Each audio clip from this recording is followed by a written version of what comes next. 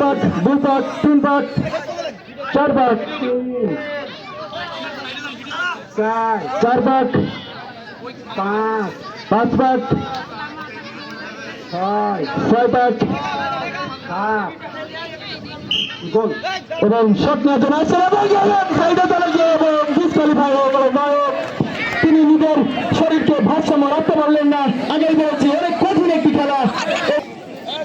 সাত পাকে কি বাধা পড়বে না বল এবং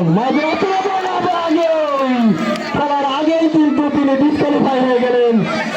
বোঝা গেল তার শরীরের প্রতি কোনো কন্ট্রোল নেই, কোনো ভারসাম্য নেই শিশির এবং সেই সাবেল অনেক আশা ভরসার নাম দিত এই সাবেল তিনি কি সবটাকে বাধা করবেন না বলে লাঠি মেরে গোল দিয়ে পুরস্কার নিয়ে যাবেন, সেটাই আমরা দেখবো।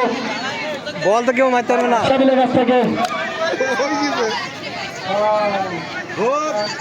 সর্বশেষ পাক এবং শেষ হয়ে গেছে। মারবো অপশন ছুটায় দেখতে পেলাম তিনি কিন্তু চেষ্টা করেছিলেন, অল্পের জন্য কিন্তু হলো না। রাশেদ,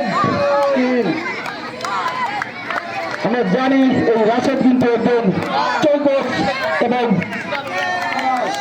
বুদ্ধিযুক্ত প্লেয়ার। তিনি মারতে যাচ্ছেন